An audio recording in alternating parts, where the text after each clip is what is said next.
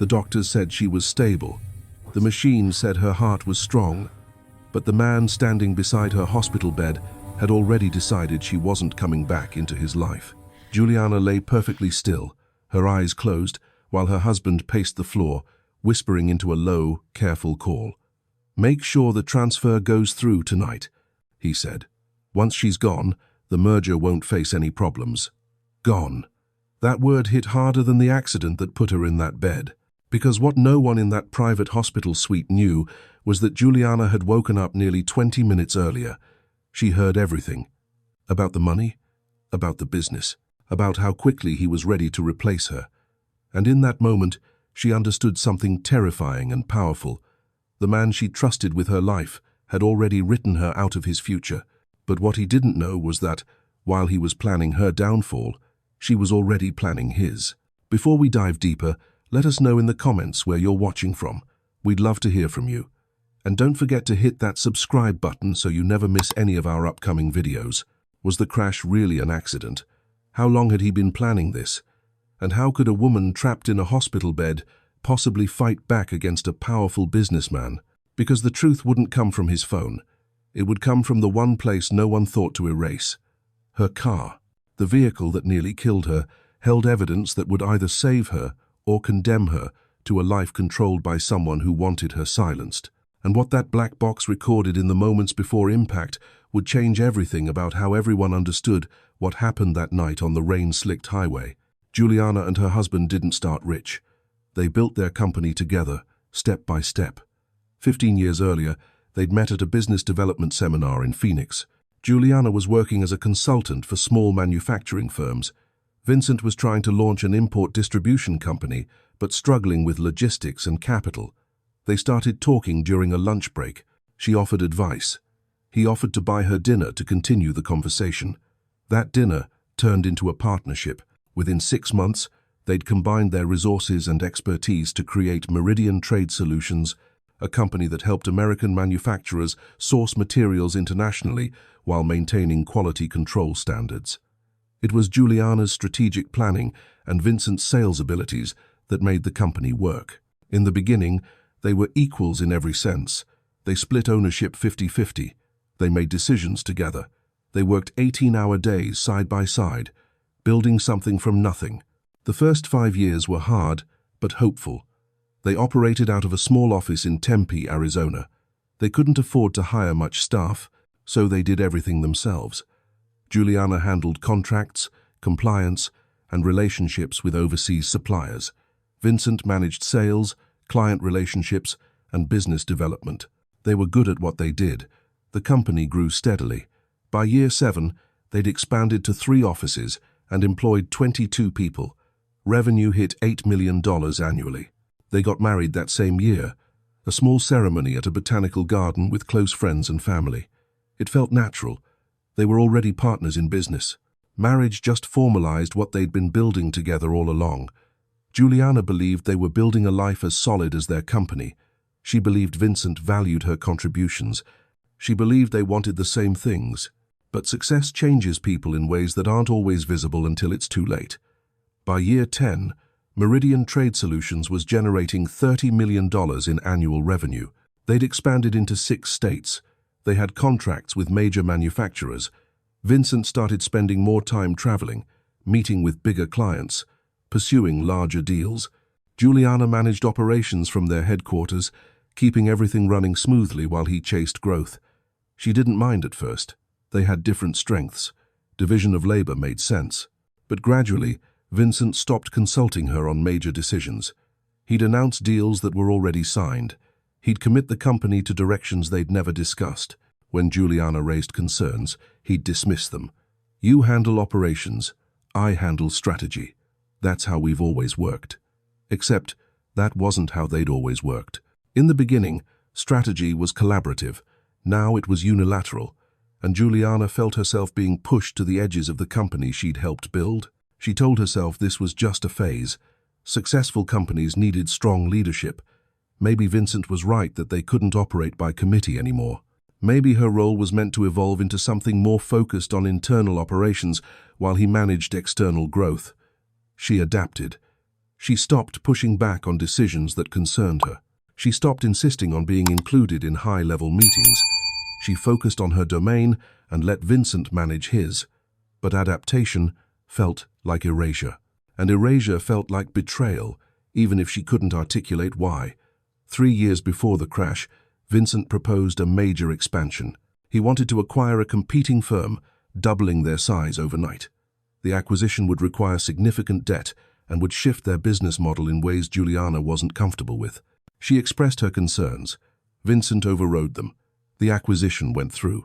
And for the first time in their partnership, Juliana wondered if Vincent saw her as an asset or an obstacle. The company did well after the acquisition. Revenue jumped to $65 million within 2 years. They were no longer a scrappy startup. They were an established regional player with ambitions to go national. Vincent started talking about taking the company public, about bringing in outside investors, about restructuring ownership to attract capital. Juliana didn't understand all the financial maneuvering Vincent was proposing, but she understood enough to know that her 50% ownership stake was about to be diluted significantly. When she asked Vincent about it directly, he reassured her. "We're just creating flexibility for future growth. Your position is protected. This benefits both of us." She wanted to believe him. She'd trusted him for 15 years. Why would he lie to her now? But something felt wrong. Documents Vincent asked her to sign seemed more complicated than necessary. Meetings happened without her, and Vincent's reassurances started feeling less like comfort and more like placation. 6 months before the crash, Juliana hired a business attorney privately to review some of the documents Vincent had been pushing. The attorney's assessment was concerning. These agreements would significantly reduce your control over company decisions. They'd also make it easier for you to be bought out or removed from leadership. "Did you agree to this?" Juliana said no. She hadn't agreed to any of it. She just hadn't understood what she was signing. The accident happened on a Thursday night in late October. Juliana had been driving home from a supplier meeting in Flagstaff, a 3-hour drive back to Phoenix. The meeting had run late. She'd left around 7:30, knowing she wouldn't get home until nearly 11. The weather was bad, heavy rain, the kind that makes highways slick and visibility poor.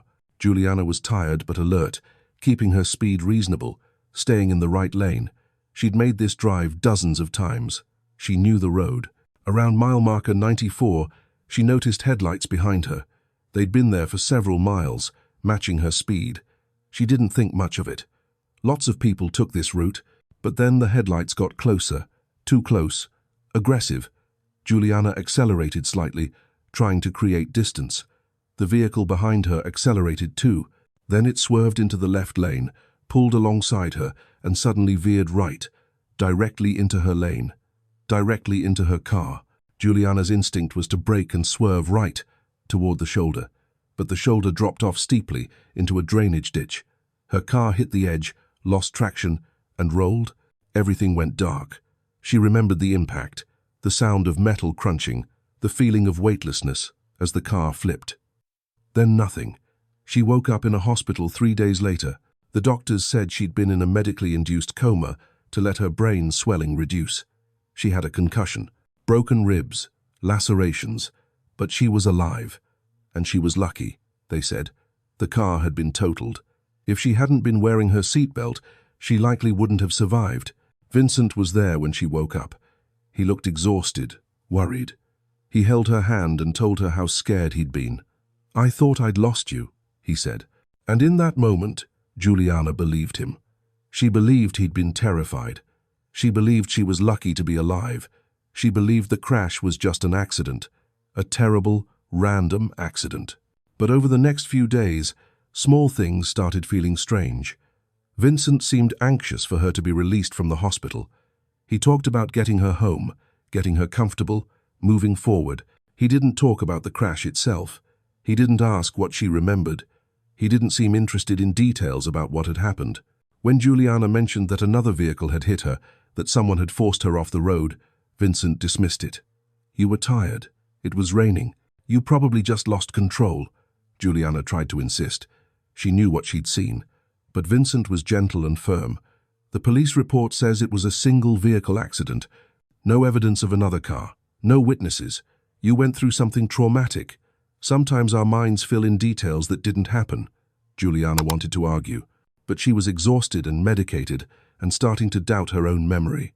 Maybe he was right. Maybe she'd imagined the other vehicle. Then the insurance adjuster visited. A woman in her 40s named Sandra Brooks. She asked Juliana routine questions about the accident, how fast she'd been going, whether she'd been distracted, whether there were any mechanical issues with the car beforehand. Juliana answered honestly. Then Sandra asked something that caught her attention. Your vehicle was equipped with an event data recorder. That's essentially a black box that captures information before and during a crash. We'd like to retrieve that data as part of our investigation. Is that all right with you? Juliana said yes, of course. She wanted to know what had happened. Sandra explained that the data would show speed, braking, steering input, and other technical details. Modern cars also stored other information. Voice commands if the car had been synced with a phone, navigation history, even some audio from hands-free calls if certain features were enabled. Juliana hadn't realized her car recorded so much. Sandra said most people didn't, but the data could be useful in understanding exactly what happened. Vincent was in the room when Sandra mentioned the black box. Juliana noticed his reaction, a slight stiffening, a quick glance towards Sandra, then away. He asked how long the data retrieval would take. Sandra said a few weeks, depending on the lab's schedule. Vincent nodded. Then he asked if it was really necessary, given that Juliana was fine and the insurance claim was straightforward. Sandra said it was standard procedure for accidents of this severity. Vincent didn't push further, but Juliana saw something in his face that she didn't understand. Not worry for her, worry about something else. After Sandra left, Vincent said he needed to step out to make some calls. Work issues. Always work issues. Juliana lay in her hospital bed, staring at the ceiling, replaying the crash in her mind. She'd been so certain another vehicle had hit her, but everyone was telling her she was wrong. The police, Vincent, her own uncertain memory. Maybe she was wrong. Maybe trauma was distorting what she remembered. But deep down, some part of her wasn't convinced. 3 weeks after the crash, Juliana was home recovering. She moved slowly. Her ribs still hurt. Her head still ached. But she was functional. Vincent had been attentive at first, making sure she was comfortable, handling things around the house. But gradually he'd returned to his normal routine. Long hours at the office, business trips, late night calls. Juliana spent a lot of time alone, which gave her too much time to think. She kept replaying the crash, the headlights, the impact, the certainty she'd felt that someone had forced her off the road. She couldn't let it go. One afternoon, Sandra Brooks called. She said the data from Juliana's car had been retrieved and analyzed. Sandra wanted to meet in person to discuss the findings. Could Juliana come to the insurance office? Juliana said yes. She didn't tell Vincent about the meeting. She didn't know why, just instinct. Sandra's office was in a bland commercial building in Scottsdale. Juliana sat across from her, feeling nervous without understanding why.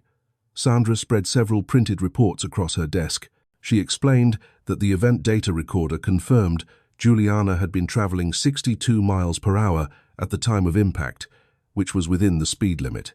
She'd braked hard just before losing control, which was consistent with trying to avoid something. Steering input showed a sharp right turn, also consistent with an evasive maneuver. Sandra paused. Then she said, "There's something else. Your car was synced with your phone via Bluetooth. The system stores voice command history and, in some cases, audio from hands-free calls made through the car's system. The data we retrieved includes some of that audio. I think you should listen to it." Juliana asked what it contained. Sandra said it would be better if Juliana just heard it herself. Sandra played the first recording. It was from 3 days before the crash. Juliana recognized her own voice, giving navigation commands. Nothing unusual. Sandra fast-forwarded to another recording. This one was from the day before the crash. Juliana's voice again, making a hands-free call to a supplier. Still nothing concerning. Then Sandra played a third recording. This one was different. The timestamp showed it was from approximately 6 hours before the crash, and the voice wasn't Juliana's, it was Vincent's. Juliana was confused. Why would Vincent's voice be recorded in her car? Sandra explained that if Vincent had been in the car and made a call through the hands-free system using his phone, which had probably been paired to the car at some point. The audio might have been stored. Sandra said, "I'm going to play this, but I want to prepare you. The content is concerning." Juliana's heart started beating faster. Sandra pressed play. Vincent's voice came through the speakers. He was talking to someone, though the other side of the conversation wasn't recorded. Vincent said, "I need this done cleanly, no complications. If something happens to her, it has to look natural. An accident, something no one questions." Long pause, then Vincent again. "The timing matters. Once she's out of the picture, I can move forward with the restructure. Her stake gets absorbed. I gain full control. The investors are waiting." Another pause. Vincent's tone was cold, businesslike. "I don't care how you do it. Just make sure it can't come back to me, and make sure it happens soon. I can't afford to wait much longer." The recording ended. Juliana sat frozen. Her mind couldn't process what she'd just heard. That was her husband, talking about her, talking about making sure something happened to her, talking about timing and control and investors, talking about her as if she was an obstacle to remove. Sandra's voice was gentle. "I'm sorry. I know this is a lot. But given the content, I felt ethically obligated to share it with you, and I've already contacted the police." Juliana couldn't speak. She felt like the air had been sucked out of the room. Sandra continued, "There are 2 more recordings from that same day. Would you like to hear them?" Juliana nodded, even though she wasn't sure she wanted to know more. Sandra played the next recording. Vincent's voice again. "Different call. It needs to happen this week. She's driving to Flagstaff Thursday night. Long drive. Bad weather forecast. That's your window." Juliana's hands started shaking. The crash had happened Thursday night. On her way back from Flagstaff, Sandra played the 3rd recording. This one was time-stamped just 2 hours before the crash. Vincent's voice, tense. "Is everything set? Good. Make sure there's no evidence, no witnesses. It has to look like she lost control. Single car accident. No other vehicles involved." The recording ended. Silence filled the office. Juliana felt like she might throw up. Everything she'd believed, everything she'd trusted, was a lie. Vincent hadn't been worried about her after the crash. He'd been worried the plan had failed. He'd orchestrated it. He'd arranged for someone to force her off that road. And when she survived, he'd covered it up, convincing her she'd imagined the other vehicle, pushing her to doubt her own memory. Sandra said the police had been notified and were opening an investigation, but she warned Juliana that audio recordings alone might not be enough for criminal charges. The voice was, "Vincent's? Yes. But proving who he was talking to and what exactly was arranged would be difficult." Sandra advised Juliana to secure legal representation immediately. She also advised Juliana not to confront Vincent directly. If he knew she had the recordings, he might do something desperate. Juliana left Sandra's office in a daze. She sat in her car in the parking lot for 20 minutes, unable to move. She replayed the recordings in her mind. Vincent's cold, calculated tone. The way he talked about her, as if she was already gone. The precision with which he'd planned her death. And she realized something that chilled her to her core. If the crash had been just slightly worse, if she'd hit her head a little harder, if the airbags hadn't deployed correctly, she'd be dead. And Vincent would have everything he wanted, her company, her assets, her life, erased so he could move forward unencumbered. Juliana drove home on autopilot. She didn't remember the route. She just found herself pulling into the driveway of the house she shared with Vincent, the house that suddenly felt like enemy territory. She walked inside. Vincent wasn't home yet.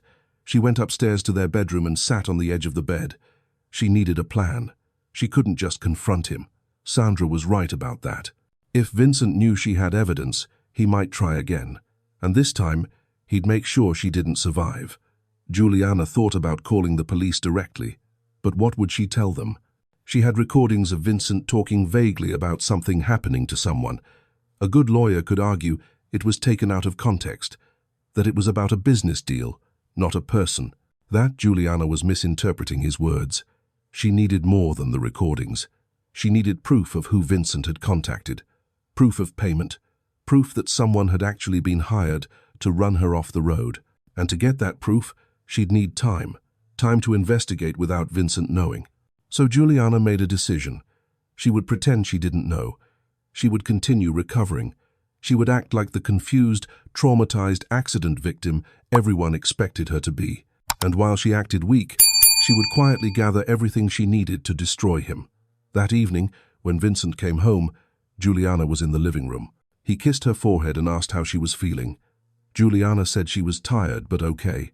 Vincent talked about his day, a new contract, a potential investor meeting, mundane details delivered with casual ease. Juliana watched him. This man she'd built a life with, this man who'd tried to kill her, and she smiled and nodded and played the role he expected. Over the following days, Juliana started digging. She couldn't access Vincent's phone or computer directly without him noticing, but she could access their shared financial accounts. She started looking for unusual transactions, large withdrawals, payments to unfamiliar names. She found several. $20,000 transferred to an account she didn't recognize 3 weeks before the crash. Another $15,000 transferred 2 days before the crash. She wrote down the account numbers and names. She also hired a private investigator. She found one through an online search, a former police detective named Linda Hayes, who specialized in personal investigations. Juliana met Linda at a small diner far from anywhere Vincent might go. She explained the situation, the crash, the recordings, her suspicions. Linda listened carefully.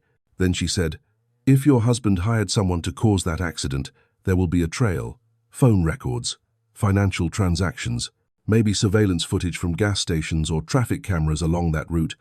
I can start pulling information, but it'll take time. And it won't be cheap." Juliana said she didn't care about the cost. Linda warned her to be careful. If he tried once and you're still alive, he might try again, especially if he starts to suspect you know something. Keep your distance.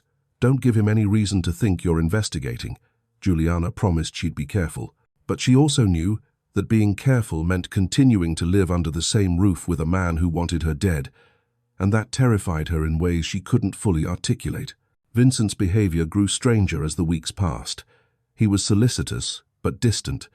He asked about her recovery but didn't seem particularly interested in the answers.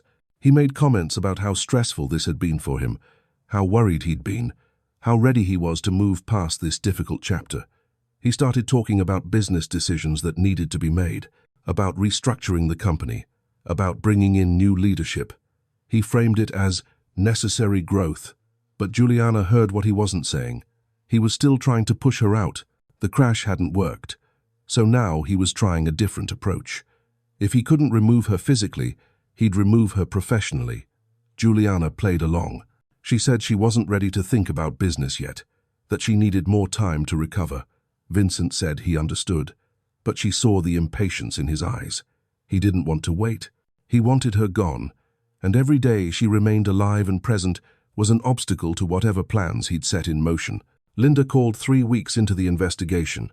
She'd found something. The $20,000 transfer from Vincent's account had gone to a man named Kyle Brennan, who had a criminal record, including assault and reckless endangerment. Linda had tracked down Kyle's phone records for the week of the crash. On the night of the accident, Kyle's phone pinged off cell towers along the same highway Juliana had been driving. His phone also showed a call to Vincent's number just 40 minutes after the crash. Linda said, "This is good evidence. It places Kyle at the scene.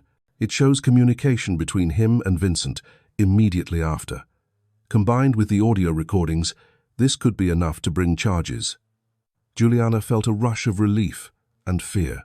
Relief that she wasn't crazy, that her memory had been right, that there was proof. Fear about what came next, because confronting Vincent with this evidence meant ending not just her marriage, but potentially sending him to prison. And despite everything, part of her still struggled with that reality. This was the man she'd spent 15 years with, the man she'd built a company with, the man she'd loved. How had he become someone capable of planning her murder? 4 months after the crash, Vincent made his move. He approached Juliana one evening after dinner. He said they needed to talk about the future, about the company, about their relationship. Juliana felt her stomach tighten. She knew this conversation was coming. She'd been preparing for it. Vincent sat across from her at the kitchen table. He spoke carefully, choosing his words with precision. He said the crash had made him realize how fragile everything was, how important it was to have clear plans in place. He said he'd been working with their business attorneys to create a succession plan, something that would protect the company if anything happened to either of them. He slid a folder across the table. Inside were documents, legal papers. Vincent explained that what he was proposing was simple. They'd each designate the other as primary beneficiary and decision-maker in case of incapacity or death. It was just formalizing what they'd always assumed. Mutual protection. Juliana read through the documents. They looked official, stamped and notarized. But as she read more carefully, she noticed something. The language wasn't mutual. The documents gave Vincent control over her assets and her role in the company if she was incapacitated. But there was no equivalent document giving her control over his assets. She pointed this out. Vincent said, "That's because you're the one who was just in a serious accident. We need to make sure you're protected if something like that happens again." Juliana asked why he was assuming something would happen again. Vincent's expression didn't change. "I'm not assuming anything. I'm just being cautious. This is standard business planning." Juliana said she wanted time to review the documents with her own attorney. Vincent's jaw tightened slightly. "These were drafted by our attorneys, the same people who've handled all our business and personal legal work for years. You don't trust them?" Juliana said. It wasn't about trust. She just wanted to understand everything fully. Vincent stood. "Fine, but I need these signed by the end of the week. We have investor meetings scheduled. They want assurance that there's a clear succession plan in place." Juliana said she'd do her best. Vincent left the room. She sat alone with the papers, her hands shaking. She called Linda immediately. She scanned and sent the documents. Linda reviewed them and called back within an hour. "These documents are dangerous. If you sign them, he gains legal authority over everything you own and every decision related to the company if you're deemed incapacitated. And incapacitated is defined so broadly that a doctor's note would be enough. He could have you declared unfit, take control, and you'd have almost no recourse." Juliana asked what she should do. Linda said, "Don't sign them. And honestly, it's time to go to the police with everything we have. The recordings, the financial evidence, Kyle Brennan. If Vincent is pushing this hard, he's planning something. You're not safe." Juliana knew Linda was right, but she was terrified. Going to the police meant everything would become public. The company they'd built would be destroyed. Her reputation would be questioned. People would ask why she stayed silent so long, why she didn't go to police immediately after hearing the recordings. And she didn't have good answers to those questions. She'd been scared. She'd been in shock. She'd wanted to be sure before she destroyed everything. The next day, Juliana met with Linda and a criminal attorney named Stephen Park, who Linda recommended. Stephen reviewed everything: the audio recordings, the financial transactions, Kyle Brennan's phone records, the documents Vincent wanted her to sign. Stephen said they had enough for the police to open an investigation, probably enough for charges. But he warned that prosecuting this case would be difficult. The recordings are damning, but a good defense attorney will argue they're ambiguous. The financial transactions and phone records are circumstantial. Kyle Brennan is the key. If he agrees to testify, admits Vincent hired him, the case becomes much stronger. But getting him to flip requires leverage, and that means the police need to arrest him and offer a deal. Stephen said the process would take time, months, maybe longer. And during that time, Juliana would need to stay away from Vincent. If he suspects you're cooperating with an investigation, you're at risk. Real risk. You need to move out. Get somewhere safe. Juliana said she understood. But moving out would alert Vincent that something was wrong. Stephen said, "Then we need to move quickly. We go to the police today. They bring Vincent in for questioning.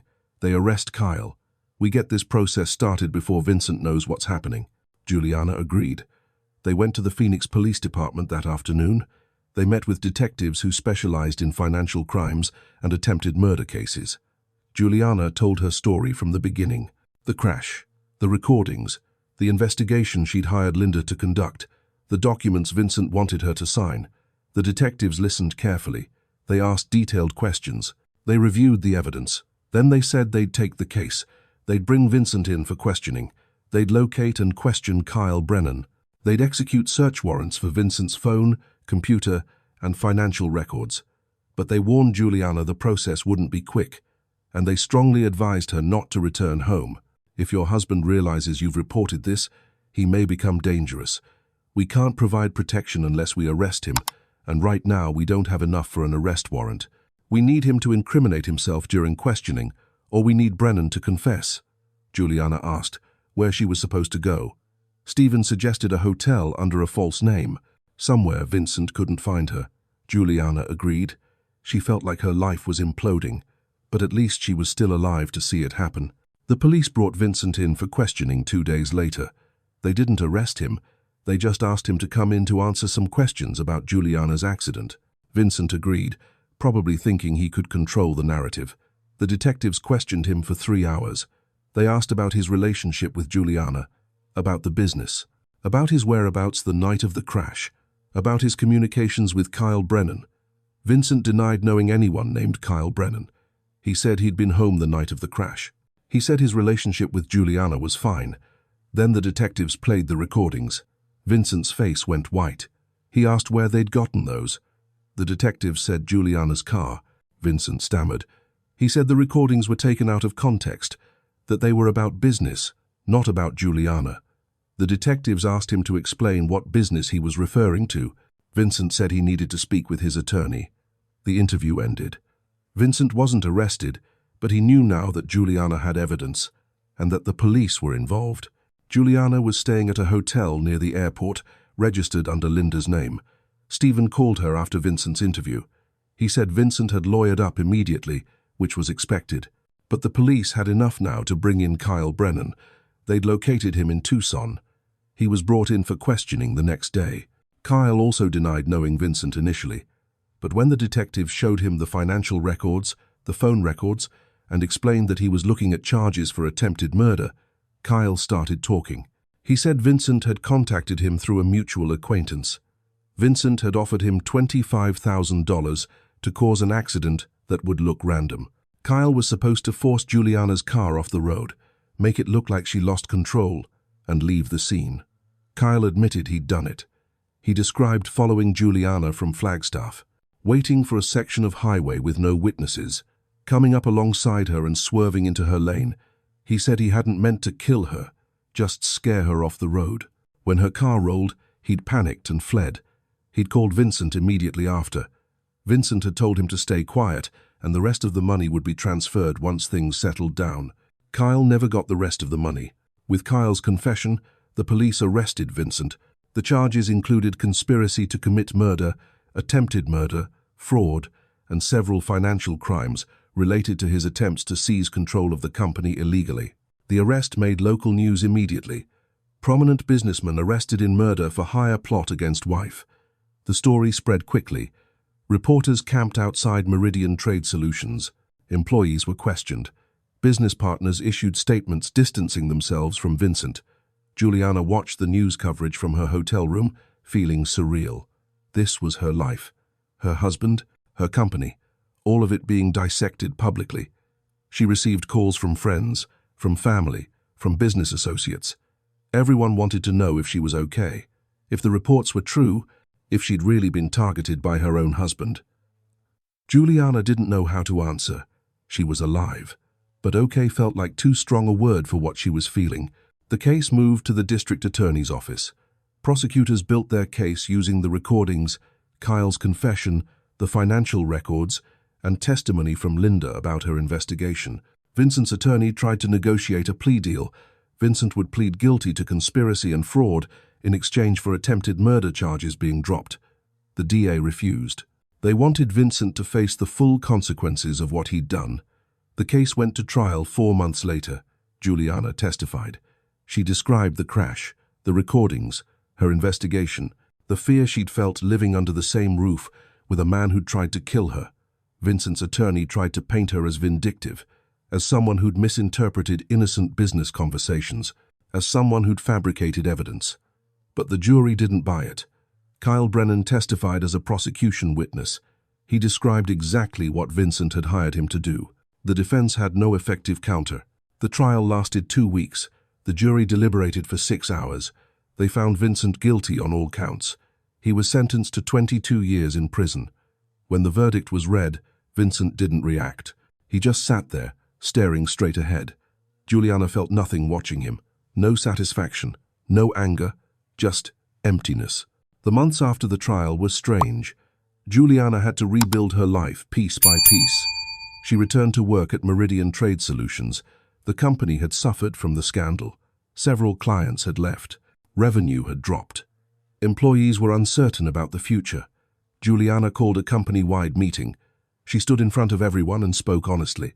She said the past months had been devastating, that she understood people were worried, that she couldn't change what had happened. But she could promise that she was committed to rebuilding, to earning back trust, to moving the company forward with integrity. She said anyone who wanted to leave could do so without hard feelings. But she hoped people would give her a chance. Most stayed, a few left, but the ones who stayed worked hard, and slowly, painfully, the company stabilized. Juliana brought in new leadership. She restructured operations. She focused on transparency and ethical business practices. It took nearly a year, but Meridian Trade Solutions survived. Juliana also had to rebuild herself. She started therapy. She needed help processing the trauma, not just the crash, but the betrayal. The realization that someone she'd trusted completely had seen her as disposable.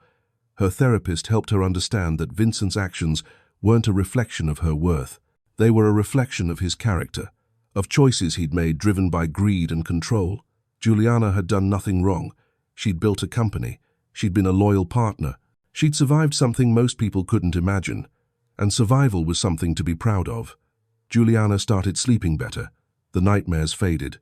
The constant fear lessened. She began to feel safe again, not immediately, not easily, but gradually. She moved into a new house, a place with no memories of Vincent, a place that was entirely hers. She decorated it the way she wanted. She filled it with things that made her happy. She started inviting friends over. She began living again, instead of just surviving. One afternoon, about 18 months after the trial, Juliana visited Sandra Brooks at the insurance office. She wanted to thank her. Sandra had been the one to insist on retrieving the car's data. Without that, Juliana might never have known the truth. Sandra said she was just doing her job, but Juliana knew it was more than that. Sandra had cared enough to make sure Juliana heard the recordings, to warn her, to connect her with resources. That had saved Juliana's life. They talked for an hour. Sandra asked how Juliana was doing. Juliana said she was okay, not perfect, but okay. She was working, she was healing, she was learning to trust again. Sandra said, "You did something incredibly brave. You could have confronted him immediately and maybe gotten yourself killed. Instead, you were smart. You gathered proof. You stayed calm. You took your power back on your own terms. That takes real strength." Juliana appreciated hearing that, because she'd spent months questioning her choices, wondering if she'd waited too long to go to the police, wondering if her silence had put others at risk. But her therapist had helped her see that survival sometimes requires patience, that waiting doesn't mean weakness, that gathering strength before acting can be the smartest move you make. Juliana also reconnected with parts of herself she'd lost during the marriage. She'd always loved hiking, but had stopped when Vincent said he found it boring. She started hiking again. Long trails through the Arizona desert. The physical exertion helped clear her mind. She'd always wanted to learn photography, but Vincent had dismissed it as an impractical hobby. She bought a camera and started taking classes. She discovered she was good at it.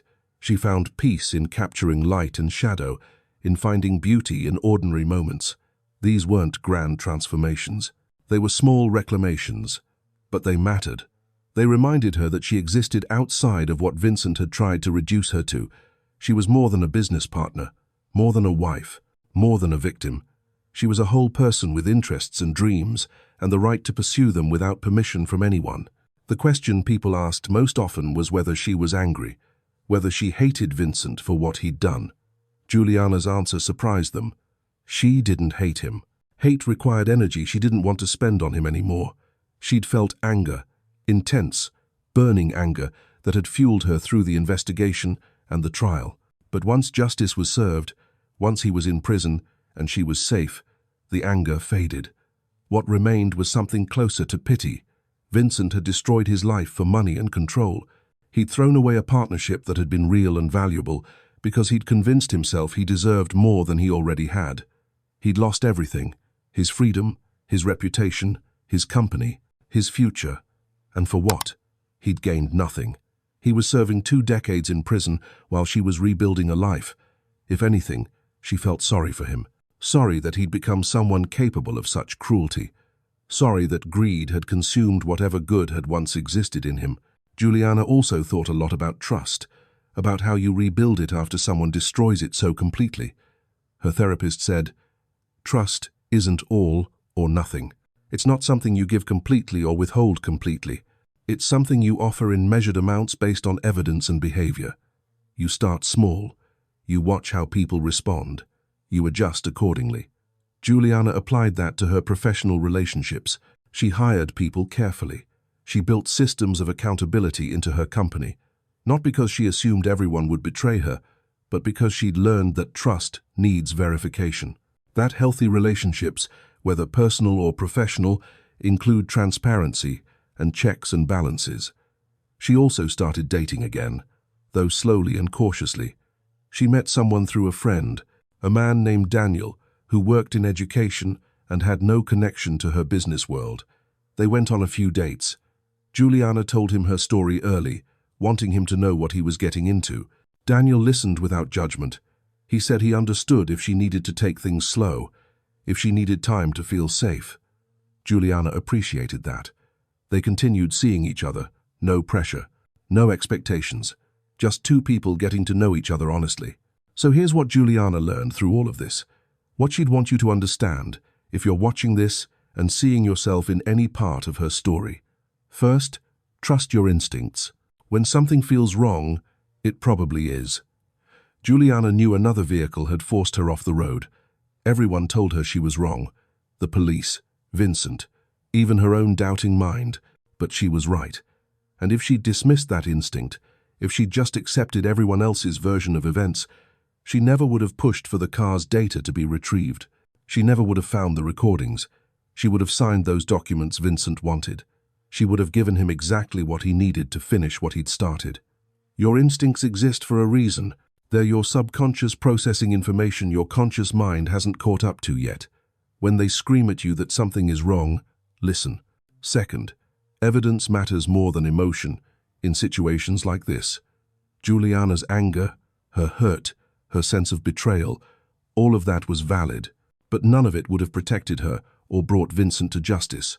What protected her was evidence, the recordings from her car, the financial transactions Linda uncovered, Kyle Brennan's phone records, the timeline that proved Vincent had orchestrated the crash.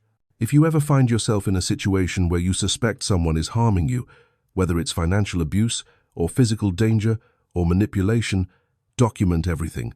Keep records, save messages, take screenshots, store information somewhere safe that the other person can't access.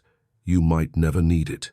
But if you do need it, having documentation can mean the difference between being believed and being dismissed as emotional or vindictive. Third, asking for help isn't weakness. Juliana couldn't have done this alone.